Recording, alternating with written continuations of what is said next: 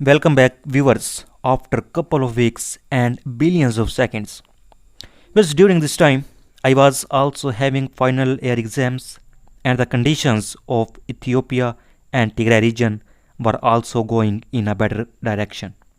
Although the people of Tigray region could not meet their basic needs yet, but the clashes between the two forces had ended considerably, and things were going towards peace talks. But now again, reports have been received from many people for the last 2 days that the situation between Ethiopia and Tigray has become tense.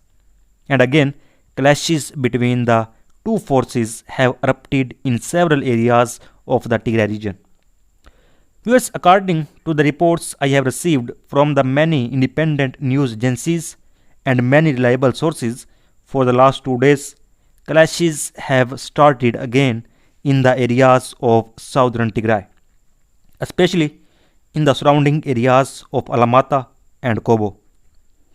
Whereas Alamata is situated inside the Tigray region on Ethiopia Tigray border, and Kobo is situated inside Ethiopia on Ethiopia Tigray border. Which, according to the residents and both sides, said that fighting between forces from Ethiopian regime and northern region of Tigray has erupted around the town of Kobo and Alamata, and the fighting is a major blow to hopes for peace talks between Prime Minister Abiy Ahmed's government and the Tigray People's Liberation Front, the party that controls Tigray region. Thus, I have reports from Tigray Defense Force Central Command and Ethiopian National Defense Force sources. First of all, talk about the reports we received from Ethiopian National Defense Force sources. According to the reports, at 5 pm, the Tigray Defense Force has attacked on the eastern front from Bisobar, Zobel, and Tekuleshe direction. By carrying out such measures, it has effectively broken the ceasefire, and the military command of the Tigray Defense Force accused the government of violating the ceasefire, saying in a statement it believed the southern attack was a diversion and their forces expected a major attack from the west. With 3 residents reporting hearing heavy weapons since early morning. They also said there had been movement of Ethiopian soldiers, Amhara special forces, and volunteer Fano militia in the past 2 days. And they said they did not know who had started the fighting. With both sides blame on each other about starting the war. Telephone connections inside Tigray have been down for more than a year, and Ethiopian government spokesman Legesse Tulu, military spokesman Colonel Getnet Adane, Amhara regional spokesman Gizaccio, and the Prime Minister's spokeswoman Bilene Siom did not respond so far about these clashes. Here's a report is received from Tigray Defense Force Military Command. According to the report, the enemy, having spent the past 5 days repositioning troops already stationed on the southern front, as well as various Amhara Special Forces divisions, and Volo Fano and militia, has, with the participation of the Ethiopian National Defense Force 6th and 8th Infantry Commands, and 2nd, 6th and 8th Mechanized Division, begun an extensive offensive starting this morning at 5 am on August 24, 2022, in the direction of Chobebar, Janora, Gubagla, Yalo, Almata, Bala, and Bisobar. While the offensive on this front is designed as an auxiliary attack to enable the occupation of southern Tigray, it is well known that the primary offensive is one that starts from western Tigray and western Gondar in the direction of Adeyoba, Asjide, and Tasalmiti.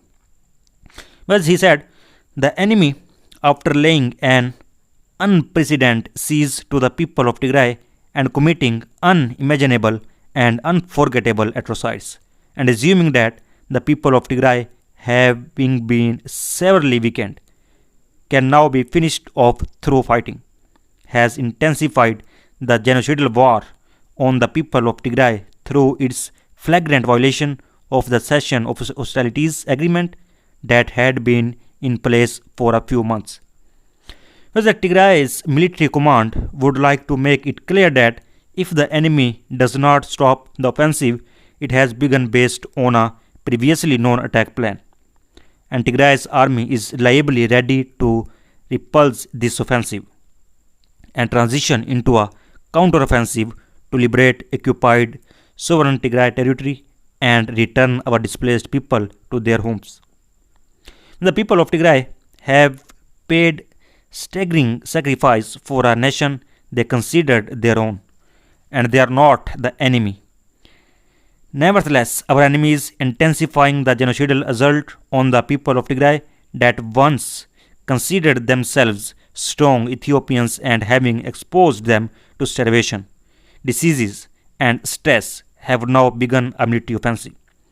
Be that as it may, Tigray's military command call on you to realize the futility of their plans and stand shoulder to shoulder with the people of Tigray as they wage a valiant struggle to ensure their survival as a people.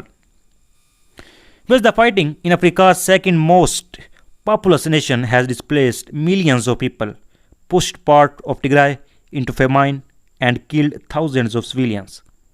A ceasefire was announced in March after both sides fought to a bloody settlement, and the government declared a humanitarian truce, allowing badly needed food aid into the region.